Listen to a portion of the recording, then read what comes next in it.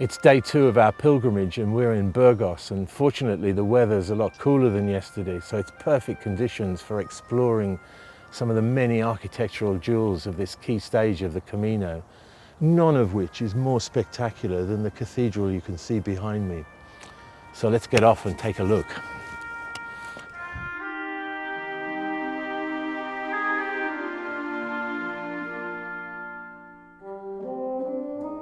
There's been a church on this spot since the early 11th century, but when King Fernandez was married here in 1219, he was embarrassed to find he couldn't fit all his wedding guests into the existing building, so he ordered a new one to be built. Work started in 1221 and carried on for another 400 years. And if you're thinking the building has a remarkably un-Spanish feel, it's because the first bishop was an Englishman, Maurice, and he brought craftsmen from all over France to create this incredible Gothic confection.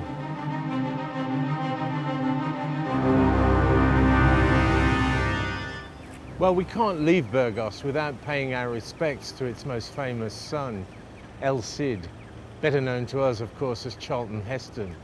In fact, Rodrigo Diaz, to give him his correct name, was a mercenary soldier who worked for both the Christians and the Muslims.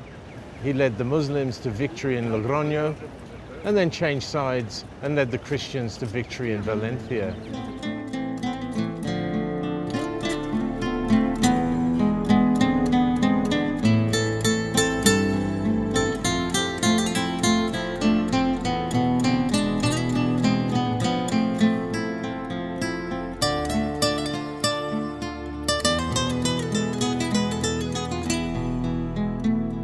After Burgos, the Camino veers away from civilization entirely and enters the high plains of central Spain, the Meseta as it's called.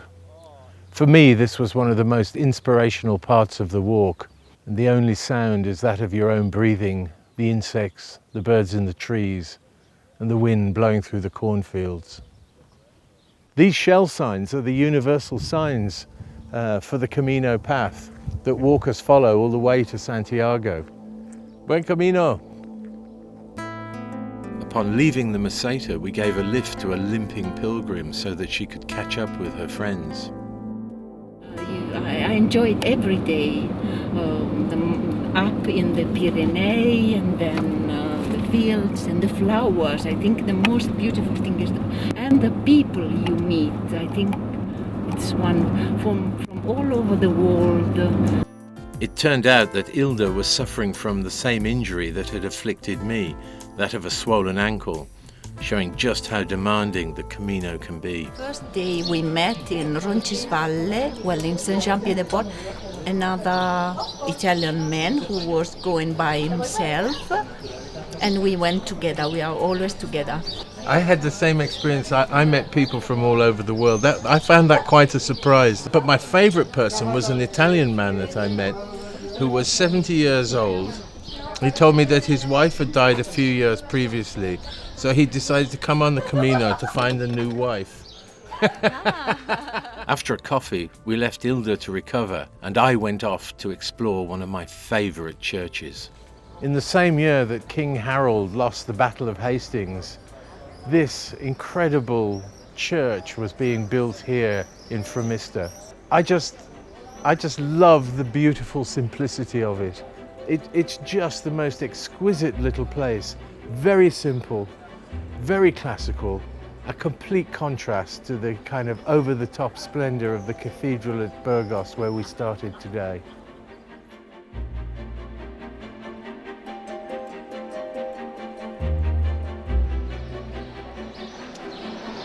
Well, it's been another exhilarating day on the Camino, starting with the monumental grandeur of the cathedral in Burgos, and then to the solitude of the high plains, and then of course to that wonderful Romanesque church in Framista.